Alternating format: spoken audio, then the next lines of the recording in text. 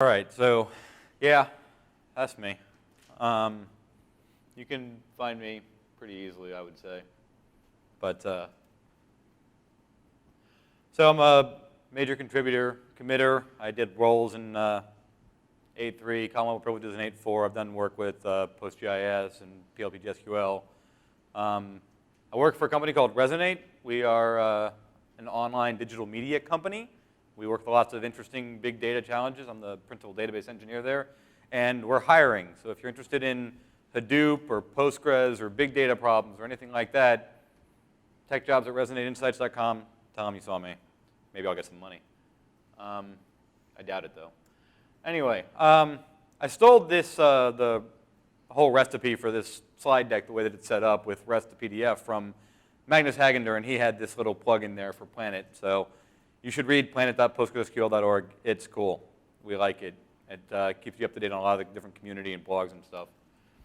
So we're going to talk about sharding, and we're going to talk a lot about Postgres FDW in particular, since that's what we use. And it's actually terribly useful. But first of all, I want to kind of hit on what's an FDW. And I'll just tell you this right now. The first time I gave this talk, I didn't have any slides. So if I get anything right, my apologies. I'm sure I got a lot wrong last time. So it's a pug meeting. These things happen. So first I want to kind of go over what SQL-Met is. So SQL-Met is an SQL standard, part of the SQL standard. It's about management of external data. It allows integration with all kinds of different data types. You can kind of point to almost anything. Some of the examples here, CSV files and text files, but people have done it with Redis and things that are completely outside of Postgres, and you could do it with DNS if you really wanted to, things like that.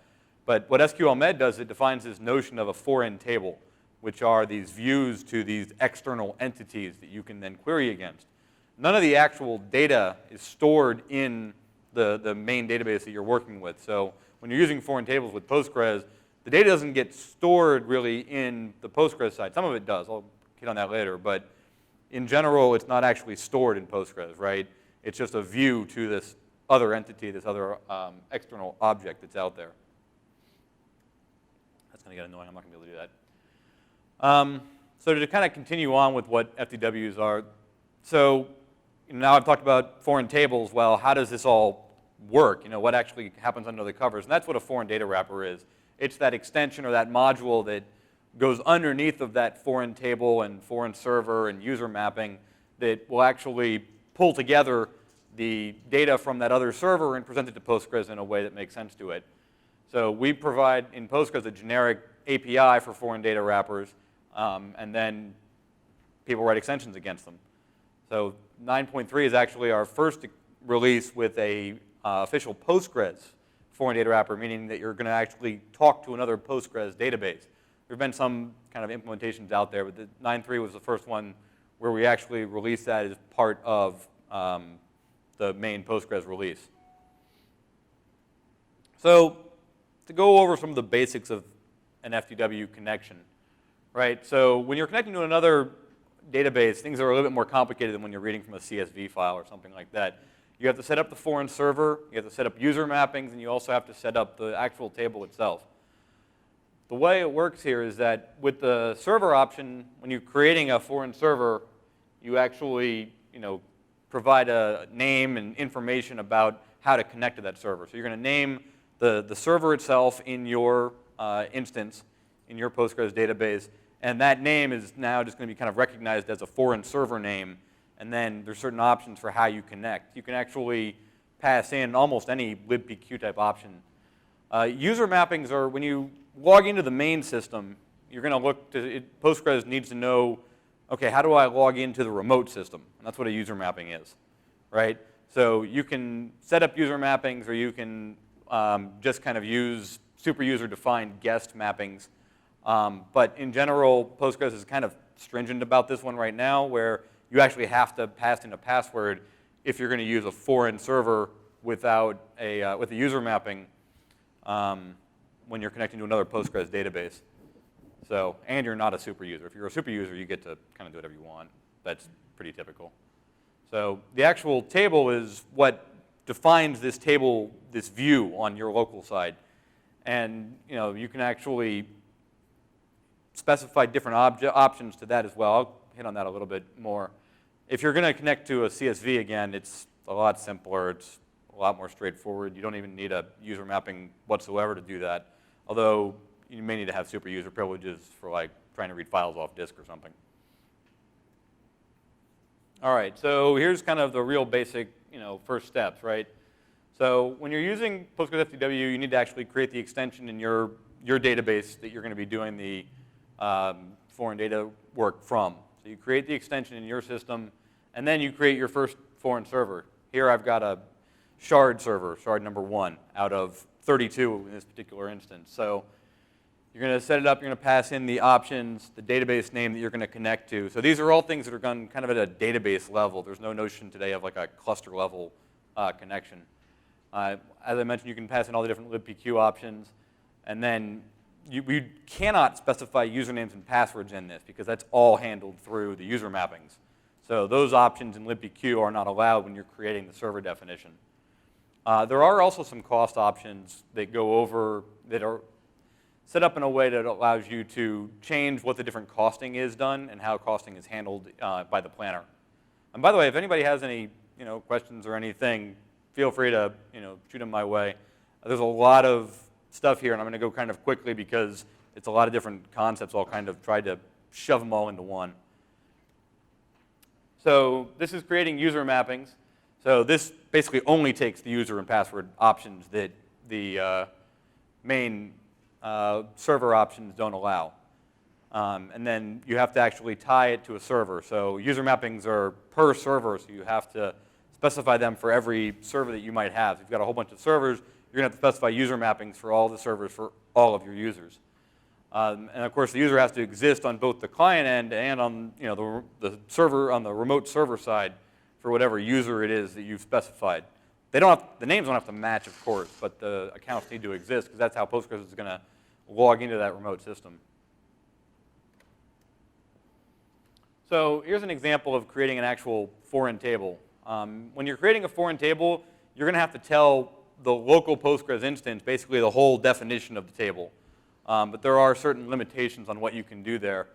You can't specify constraints and other things on the local side because it doesn't know all the data and whatnot on the foreign side, so it can't really address all of those constraints. It depends on what you're doing exactly, but what you can do is specify the remote schema and the remote table so that those don't have to match. You can have a name on, so starting out, by default, what will happen when you create a table, a foreign table, if you don't specify the schema or the table, Postgres FDW will just use whatever it is locally, which is a little tricky if you don't realize it at first, that you actually have to tell it through the options parameter here to use a different table or use a different schema on the remote side. This makes it practical to do sharding because if you have all of your systems out there with all the same table structures, you need to be able to have different names on the head node, if you will. So now we're going to talk a little bit about how the remote query execution actually happens when you query against one of these foreign tables that you've set up. So each backend manages its own set of remote connections, right? What that means is that when you connect into the Postgres system, you get a backend, okay? You get a dedicated backend server for that connection. Now, of course, you can use pooling or whatnot to mux those, but that backend connection then will establish a connection to every foreign server that you're going to connect to. There's no sharing of foreign server connections between different Postgres instances. So if you have 12 connections or 10 connections to your head node, and each one of those is accessing 32 different shards behind it, you're going to have 32 different, or 320 different connections potentially going out from that particular instance of Postgres out to all of those different shards. So it's something that you kind of have to consider and manage. When a foreign table is queried, what happens is, and this actually doesn't even cover all of it, I'll hit some of the other stuff later, but what happens is Postgres will open a connection to the remote server, start a transaction, and it'll keep that transaction going for the duration of the parent transaction.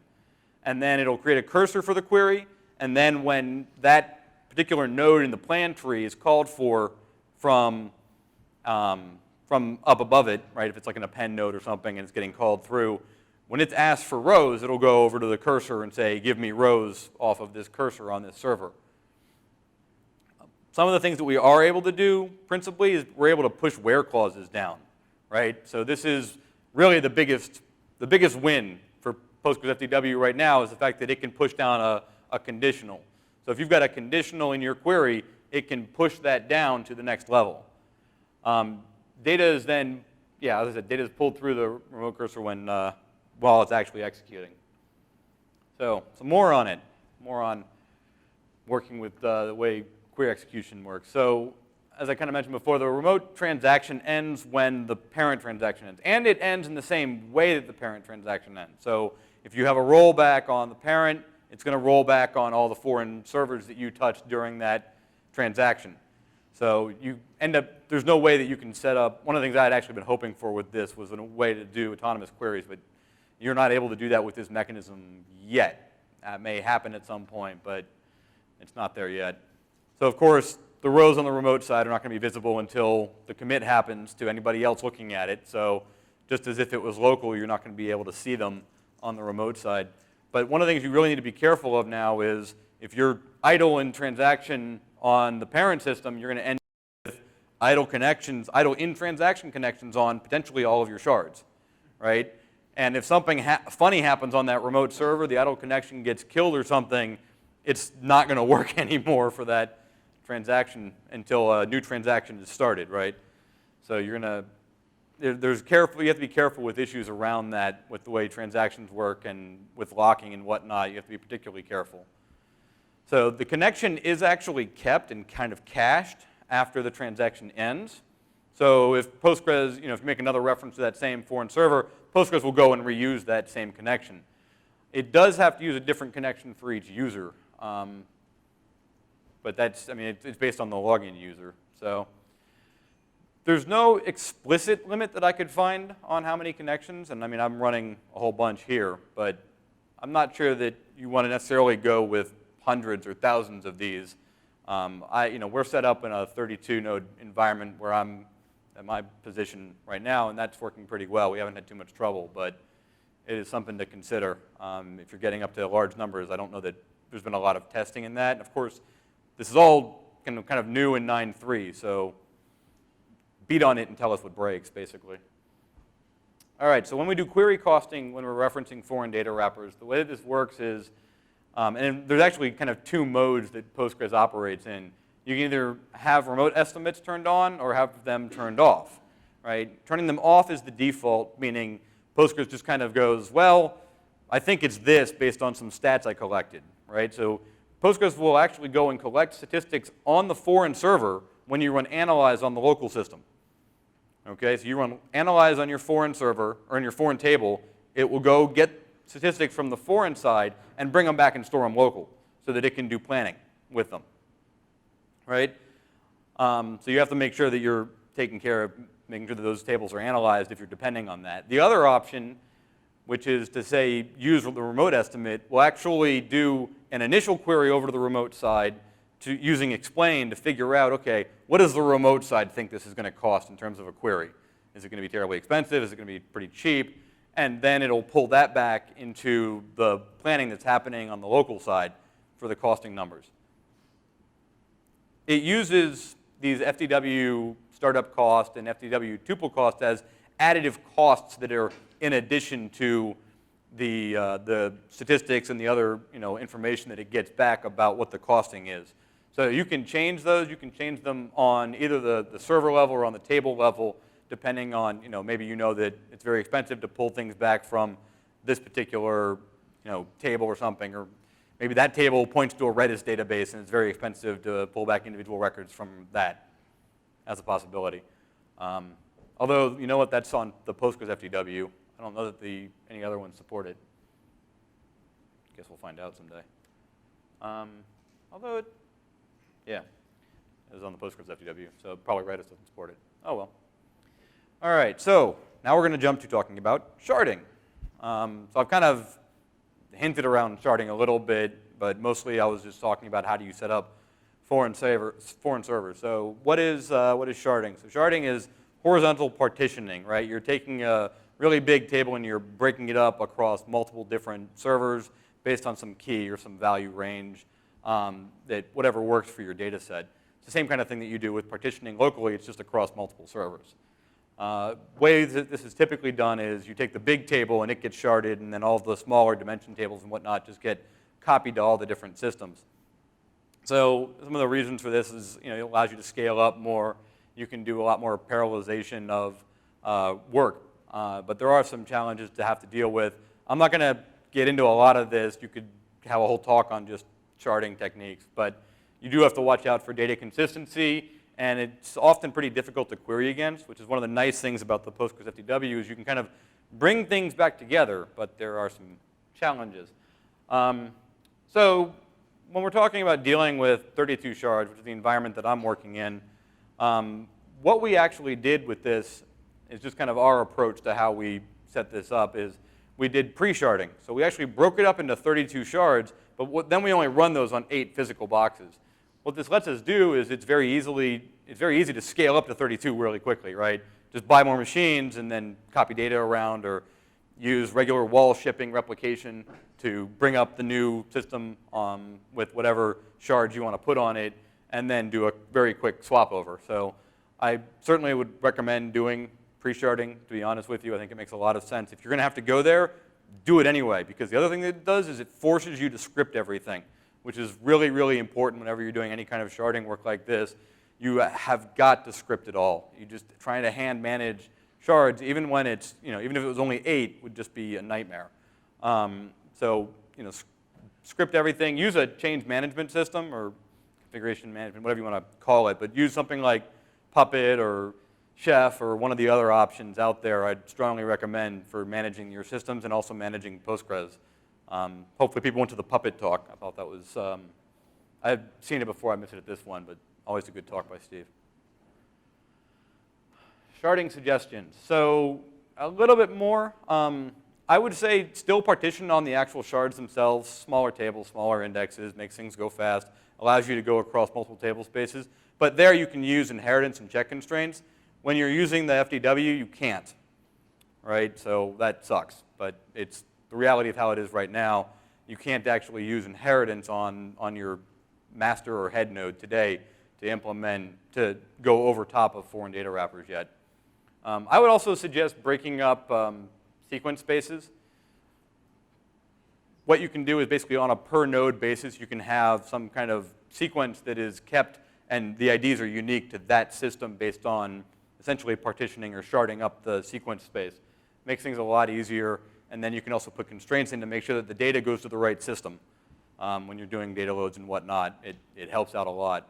One of the other things I wanted to mention here that was something that was relatively new to me until I started working at Resonate actually was the notion of having one global sequence. So we have 5 different environments now, and we have one global sequence for all objects that are stored. Now not every row is considered an object, so we don't have it for every row, but for everything that we consider a primary level object, we have a separate sequence identifier for it, which ends up being terribly handy because you can see where data came from. So we have 4 different completely disjoint Postgres environments that we do ETL between all of them back and forth, and having one sequence that we've broken up so that data generated on this set of clusters has 1 and starts with a 1, and the other one starts with a 2, and the other one starts with a 3, and then we actually left a couple digits off on the far left. I mean, there's a lot of room in the 64-bit integer to do that. When you're looking at just top-level objects. I certainly wouldn't do it on every row. That would be ridiculous, and we don't. But for top-level objects, it's terribly useful. All right, some of the challenges of foreign data wrappers with Postgres today. They are not parallelized in any way, basically. And this kind of goes back to, we don't have any kind of parallelized query approach in Postgres today for individual queries, and foreign data wrappers end up reflecting that. But this means that everything is done serially. Everything is done, one at a time, going through each server. So if you've got 32 servers, it's going to issue 32 queries in serial against all of those boxes. So, You have to be aware of that. That's definitely one of the bigger challenges. Not being able to commit independently also sucks, but it is what it is. So in terms of what does get pushed down, there's a little bit more caveats here, right? I mentioned that where clauses get pushed down. It's a little bit worse than that, right? So conditionals do get pushed down, but only if they're using built-in data types and built-in operators and built-in functions. All right, so if you write your own function and put it in the where clause, what's going to happen is Postgres is not going to push that conditional down. It's just going to pull all the data through and run the function locally. That's because it doesn't know if that function exists on the remote side, for one thing, and it also doesn't know if it's got the same semantics, if it's going to give you the same answer. So there's a little bit of lack of faith here. This also means that if you're going from Postgres to some other Postgres database that you've hacked up the operators on or whatnot, you can get really weird behavior because those things will get pushed down, and if they don't return the same things that you're expecting, that the master's expecting, who knows, you'll probably get wrong results. Joins are also not yet pushed down, not even simple joins. So if you're doing joins at all, they're going to be done on the master. So it's going to go push the conditionals that it can down, then it's going to pull it all through and do the join locally. So I think that that's an area that it's going to change, but we'll see. I certainly hope so. That would be a big thing, but it's also a big pain in the butt. The way that I would recommend kind of addressing that is to go through and have views. So put the views on the remote side. I'll talk more about that in a minute, and then pull through those rather than actually pushing the trying to get a join pushed down, which doesn't happen. You also can't call functions directly. If you've got a remote function that you want to call, you can't just call it directly. There's no mechanism in place for that at all. Point tables are one-to-one. That's kind of a nuisance in my opinion, but it is what it is. One of the other interesting things is that when you define a foreign table, all of the columns that you define on the foreign table on the master side will be used in an insert against that table when it goes to the remote side. Even if you only specify a subset of them, all of them will go. So if you have a default or something, it's going to have to be done on the server on the head node side, because what will happen is on the remote side, it'll just get passed through as a null if you don't reference it, unless you have a default set up on the local side to push it through with a default value. So it's something that's kind of interesting. You can't have defaults on the remote side that are going to work for anything if you need those columns on the master. If you don't need the column on the master, you can just not have it included in the foreign table definition. And if you don't have it included in the foreign table definition, then it won't be pushed, right? And Postgres will actually, on the remote side, say, these are the columns I'm inserting, and it'll work. And you'll get a default value on the remote side. But if you want to actually get that value back to the master somehow, you have to have another table definition, maybe referencing the same table. That gets really awkward, or something along those lines to address that. Again, if anybody has questions or anything, feel free to stop me. So how do we do parallelization then? Well, we needed a solution to this. We can't just say it doesn't work. So what we do is we have an independent kind of job starting process with a workflow system. So what we end up doing is basically we use a custom built ETL system, which we cron. There are other options though. You can use PG agent. Something I did at a prior job was I had an actual daemon that was written in Perl, and it just listened for things. And whenever somebody sent up a notify, it would just pick up that, look in the jobs table, and then go execute it and store the results back where it needed to. I think it'd be very, very interesting to have a custom background worker for this, some kind of PG cron. And I'm hoping somebody who's looking at background workers is going to be working on soon, because that would be fantastic. And that might be a way to address this particular need. The other thing is that, definitely I would recommend, and what we're doing is, doing all of the management and the information about what jobs are running and everything through the head node, which makes things way easier to manage. So there's cron jobs that run on the servers. They kick off the ETL processes. The ETL processes connect, look for any jobs or any work that needs to be done, and then goes and does it independently in a parallelized fashion that we don't have to worry about. And then on the head node, we can just go look at all the different states of all the different workflows and all the different jobs that are going on across the cluster. So when you are working through FDWs, I've kind of hit on this a lot, you have to use views a whole bunch. And And the way that you use those views is you're going to want to script building them. Again, this is all about scripting and making sure that you put everything together. You're going to union all. I don't know, how many people here know of union all versus union? All right, good. So everybody's pretty familiar with the difference there. So obviously important to use union all so that you don't have Postgres trying to do a distinct set rather than just going through and querying everything. Some of the things that are nice, though, is that you can add constants and conditionals to your queries, right? So if you create a view that is pulling out a constant value like the shard number when it's queried again, when it's querying from that shards table, and then you're unioning all that with all of the other ones, then if you include that shard identifier in your query, it's going to actually figure out that, well, there's only one that can match, and it'll basically toss out the rest through the planning, which is really, really nice. And that actually even works today with prepared plans, which is great. So it will not go and query those other tables if it doesn't need to. You can use do instead rules for doing updates, right? So unfortunately, union all views are not simply updatable. So 9.3 does have simply updatable views, which is great, but they don't work with union all views. So you're going to need a do instead rule that goes and runs some stored procedure if you want to support inserting into these tables. As I mentioned before, you can put them on the foreign system as well to handle joins and push joins down by having views that handle the joins that you need on the remote side. The other thing is triggers, right? So the trick with triggers is that you can use them to run stored procedures, right? And those work on the remote side, right? So when you do an insert with a Postgres FDW, it'll do an insert on the remote side, and if there's a trigger on the remote side, it will fire that trigger and do kind of whatever you want with it, right? Which is a way that you can address that. So you do have to remember, though, that everything's serial going through Postgres foreign data wrappers when you're using these views. So you're going to have to consider bottlenecks, particularly around the head node, and you can run into network latency challenges because it just takes so long to get back and forth that a query that takes half a millisecond locally is, when you run across 32 shards, going to take at least 16 milliseconds, and that sucks. So here's an example. I hope that's big enough for people. Just kind of a example of what I'm talking about when you're going through creating your foreign tables. So this is create a couple foreign tables and then create some union all views across them. It's pretty straightforward. This is just two different tables. It's a workflow table and a jobs table. So we have workflows and then we have jobs associated with them, and you can have multiple jobs associated with a single workflow, and the workflow has its own state. It's independent of the jobs. Not independent, but based on the overall job state, whether it's running or ready or what have you. I didn't go through all of the workflow stuff here. If you're interested in it, I can talk offline about it. So what happens when PG actually runs this thing, right?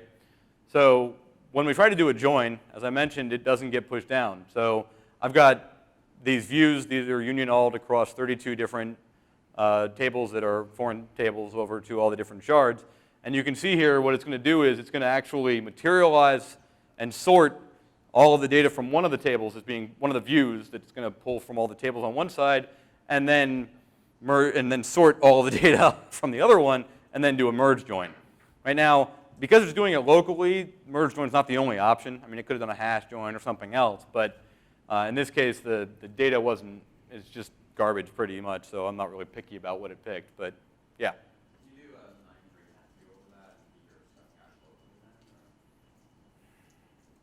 I don't think so. I don't think you can put a mat view on top of a foreign table. How would it get updated? Yeah, I don't think it's allowed. I mean, explicitly probably not allowed, but you could certainly build your own thing on top of it to do that, yeah, to bring things locally and cache it. So yeah, 73 rows in terms of this overall query plan across these two. So yeah, that sucks. So if we're just looking at one shard, you can see up here, I've got a where condition saying where the workflow shard is just shard 1. This is what I was talking about earlier. It will actually figure out that you only mean one of those tables and you only need that one. It'll still do the actual join locally, but at least it won't go query all the other shards where it can't possibly have data for this particular query. And you have to remember to do that all the time, though. That's part of the issue. The nice thing with newer releases is that this actually works with prepared queries, too. It didn't always used to. If you want to see the actual statements that are executing on the remote side, you can use explain verbose. And Postgres will actually tell you here at this, in the remote line, what query it's actually running on the remote side. It's going to be very handy for debugging things if you run into issues or you find out that defaults are not honored on the remote side really because you define the table with all the columns.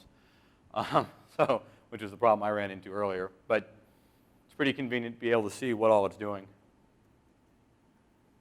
So when you want to fire up a remote procedure on the remote side, it's kind of like what I was talking about earlier, is that you have to, on the shards, create the table, create a function, add it as a trigger on top of that table, and then on the head node, you can just have the foreign tables to it and have as many as you need to all the different shards. And then when you do an insert, what's going to happen here is that insert into firefunc shard 2 is it's going to do an insert into that table, right? And then on the remote side, because it's a before insert, it's going to fire the before insert on the remote side, update the value in this result column to be the equal of adding the other two columns just like the function did, and then the result will be returned back through, right? Just like you can do in a regular local query, the same thing will work through an insert trigger on the remote side. The trick here, of course, is that you're going to want to keep track of the ID so you can go back and figure it out later if you need to get that data back for some other reason. And if you're actually going to do this in any kind of big way, you're going to want to have some mechanism to go clean up the rows that get created through this. But it's kind of a hacky way to implement remote procedure calls essentially over to the remote side. So just a couple more comments about managing foreign tables. I would recommend using some kind of schema migration system when you're dealing with it. We use our own, kind of roll your own, and that works pretty well. I'm actually working on scripting up more of that to work against all these different tables. So things like when you define a local table, or when you define a table in one of the databases that's sharded, it automatically creates a view of that table and all of the shards, all the pieces of it on the server side. There are other options out there. Switches, I guess David Wheeler's one. I thought it was always kind of interesting, but I've never gotten a chance to really play with it terribly much. I like the notion of using foreign schemas. So in this case, it's a case where, yeah. Special considerations for backups. So when you're doing a backup of the head node, there's no data there, right? So you'll get all of the foreign data server and foreign table definitions in it, but you won't see anything else. The way we handle backups of all of the individual slave nodes is through using Barman actually right now, although I'm probably going to switch that over to PG-based backup, but it's wall-based replication, right, and wall-based archiving. So I don't know that there's any particular things different there. The only issue that you run into there is if you've got multi-system transactions that really have to all be consistent. Thankfully, we've kind of set things up in a way that we don't have to worry about that too much because all the jobs and all the workflows are all independent and all the shards are completely independent from each other, so we don't have that challenge. But that would be the biggest issue I would see with that. Which is it's kind of an interesting question about two-phase commit type stuff. It's not how this works today, but it's an interesting idea to possibly use that if you need it. Anyway, what I was saying about foreign schemas is I kind of have a schema that is the definition for every schema that we have on each of the shards. I have a schema on the master that encapsulates all the tables in that schema, but it has it for all the shards. And that way on the head node, I can have the schemas in the same place that I do on all of the shards, and those are just the views that go over top of all the individual sharded tables. All right, so now we're getting into some of the things that I'd like to see improved in foreign data wrappers, and I'm kind of curious who here thinks that, which pieces of these things people think would be interesting and necessary, perhaps. So obviously, I want to parallelize the work. So one of the ways that I'm thinking about doing that is figuring out a way to parallelize the append node. The append node is kind of what Union All is implemented with. It just goes through serially and appends things. So I'm thinking about figuring out a way to maybe use like a round-robin approach instead of going one by one, pulling back rows, or have some kind of buffering system so that you can actually buffer a set of data back. Obviously, there's considerations around the limit and other things, and if it's some really expensive query on the remote side, you don't necessarily want to pull all that data back that you're then going to throw away because there's a limit over top of you. So, but I think that's one of the biggest issues I think there are with Postgres FDW is the fact that there's no way to parallelize things with it, at least no obvious way, without having to have an external system do it for you. Also, better user management. So SSL, Kerberos, these things can do proxied credentials. So that means that when you log into the first server, it can actually log in on your behalf using credentials that you pass to it for a foreign server. So being able to do that kind of credential proxying would make user management a little bit easier. Right now, when you create a user mapping, you have to actually put whoever's password on the remote side into that head node's user mapping. And then if they change their password later or something, if that gets, if they change it on the shard or something, it'll break and gets all kinds of ugly. That kind of leads into automatic user mappings. It'd be nice to say, look, I know all of these users exist on the remote side and on the local side, and I've set up some mechanism where you have a trusted server-to-server connection, and then just automatically deal with, automatically have the user mapping happen for you. So you're able to log in on that remote side based on the credentials of the server, because the server's trusted. So that trusted inter-server connections, I think, would be really, really handy there. And then some other kind of idle thoughts around things that we could do to make Postgres FDW better. Making union all views updatable, I think, would be really, really neat, using kind of the constraint exclusion logic. So that if you can figure out that it's only one possible component in that union all tree that could possibly be getting updated by this particular update query, it'd be neat to be able to support that. I have no idea if that's even on anybody's radar, but I think that would be nice for dealing with this. Or, of course, there's other things we could do to make that better, but inheritance for foreign tables would be the other thing. I know somebody actually, I think, sent a patch for that, but I don't know that anybody's considered it seriously yet. I think there's a lot of risk around that. We'll have to think about if it's actually going to work. Being able to auto-discover the foreign table definition, right?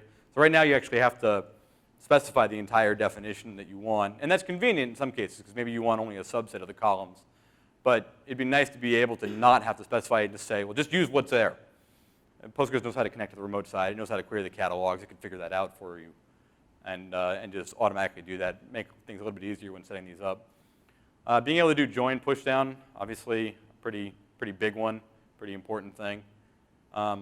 Being able to script all of the server user map stuff. Some of the things that we do with like PG ident, where we actually have regexes that can be used for mapping users between things. It'd be nice to be able to support that kind of same ability on the user map side. Or even be able to say, I want you to create, when I run create user locally, I want you to create users on all the foreign servers that you're aware of. Something like that would be convenient and make things a little bit easier, make it look more seamless. Yeah, I mean, it's just other stuff. I think the biggest thing is real partitioning, right? I know that's probably, everybody in this room probably has a deep desire for that. I know I do. We don't really have real partitioning. We have this inheritance thing, and it works pretty well. You can use union all to pull things together when you need to, but we don't have any notion of real partitioning where you define, this table has these values. Check constraints is close, but it's not really there because it's all based on the constraint system, and you have to actually go validate the check constraints, and there's no automatic dealing with inserts and whatnot. You have to write triggers and stuff for all that. So if we had real partitioning, I think we'd go a long way with being able to make some of these other things a lot easier for people when using Postgres FDW. So if you all would like, I have time for, I don't know how much time. Got like 20 minutes left, I guess, right now. I was going to possibly do a demo of some of this stuff if people want to look at that, or if you guys want to shoot questions at me. Either way is fine. Yeah. Two things. One, the question about materialized views. Yeah. Those work fine. They work fine in what way? You can make them. You're just no longer sharding back then. Yeah. Right. Well, yeah. Okay. But yeah, they work fine. I'm not sure if I'd consider that. Okay. Yeah. The question I had though is when I was working with Postgres FDW and sharding and rest of the things, I wasn't able to figure out where constraints in the view that would actually do lookup exclusion. And you mentioned. What do you mean? Several slides. So when you do your union all view. Yeah. On the head nodes, you had a dot several slides back that said make sure you have where stuff in the where clause. Yeah. So that the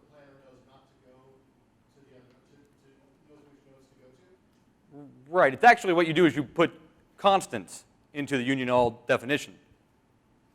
Right? And then when you do your where clause, you filter on those constants.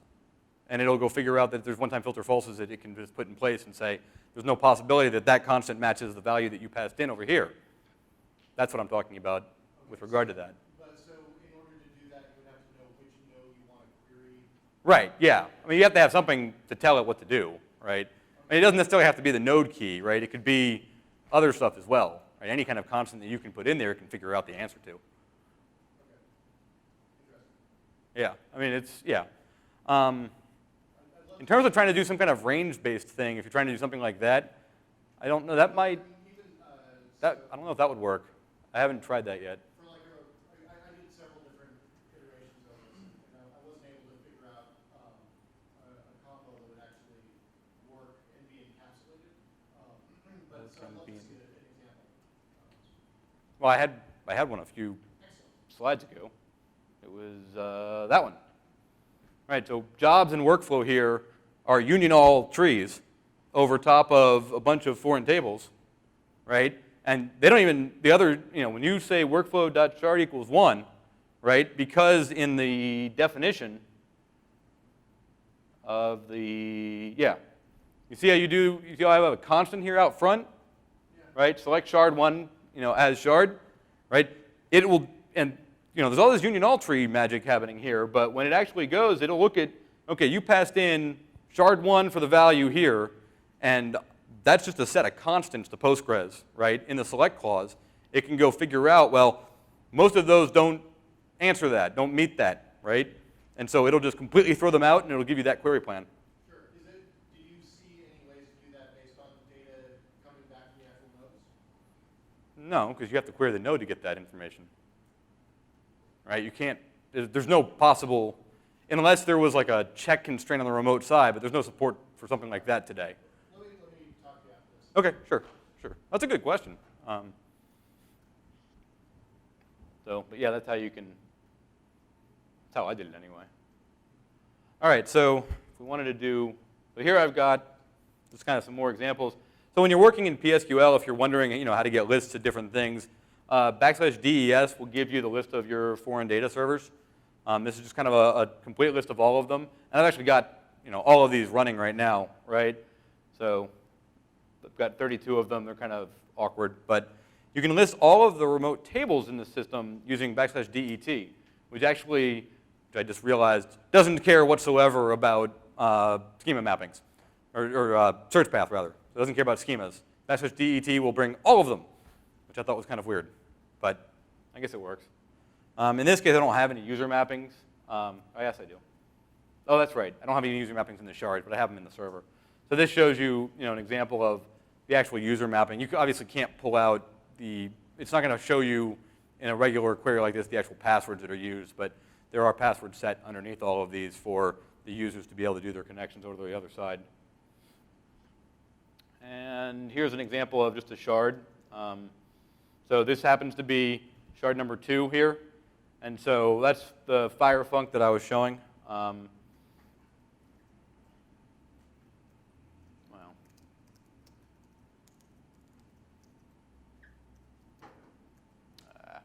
don't remember what I called it. But fire func is the table. Just shows you that ID column. This is where I was actually trying to use a default, try to set it up as a serial column on the remote side, and it doesn't work. Because you can't use the default on the remote side won't get used, because when you do the insert, it'll actually try to, it'll basically insert all the columns from the main side. Let's see if I have one of those. Yeah, I think this is it. So if I don't include this,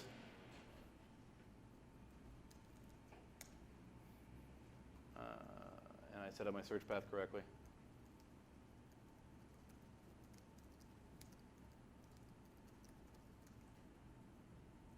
Right? So this is the kind of area you'll get back when that actually runs, right? Because it'll try to send all of the columns over to the remote side, even ones that you didn't specify in your insert. And it's going to get a not null constraint violation on the remote side, because on the remote side, it's a serial column, which isn't allowed to be null. So that's the kind of error you can get from that. So this is that kind of, the notion of a kind of foreign schema. That's what I do here with workflow shard.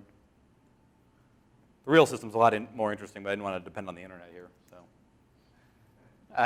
you got to be honest, right?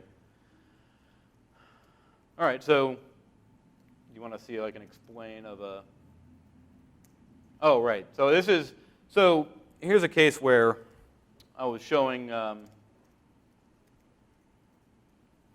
so you can do a prepare here. And you can say where workflow.shard equals $1. So this goes back to kind of what you were getting at, right? But you can, oh, I already have it in this one, but it's the same thing. You can actually do an explain on the execute, right? And you can see when you pass in a constant for that, it'll go through the same thing as if it was doing a regular query and figure out that it only needs to go look at a particular shard in this case. So it's not quite what you were getting at, but it works for us, and it's pretty quick to be able to figure out that only that shard is being referenced. And I just use shard key here, but you could clearly use whatever you want. But I do think it would have to be a constant. The only other thing I was thinking about is if you specify it, we can probably, I don't know. People have questions, ask your questions, but otherwise I'm going to go ahead and try something here. Any questions? No questions.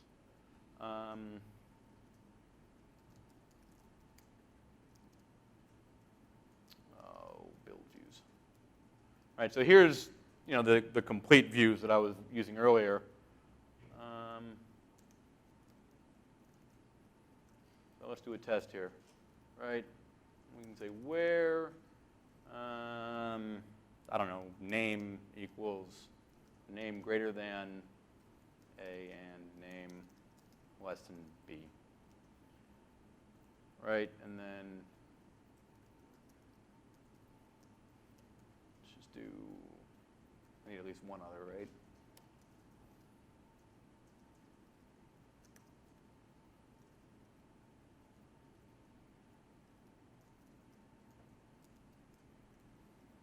Very difficult to tell if that's anything close to real SQL. I mean, yeah, it's the same constraint. So what? Okay, fine.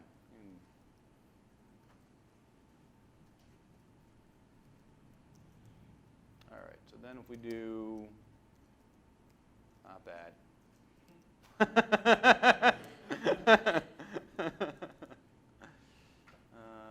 Workflow shard dot. What? I'm on the wrong server. That would be the problem.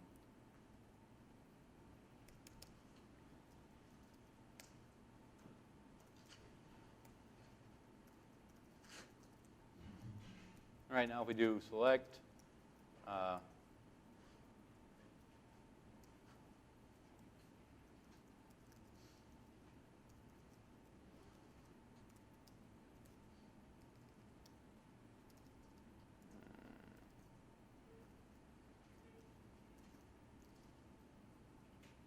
right, so what did that do?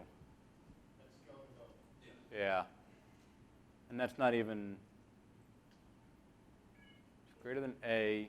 I'm trying to think through if I got the constraint correct. I think I did. Yeah. Yeah, so looks like we don't actually consider the where clause conditional side when doing this. That might be something that could be fixed. It wouldn't, well, it'd be kind of like partitioning, but kind of not. So interesting. It's kind of like applying constraint exclusion to the condition. Yeah, I don't know. Interesting. It works with constants. I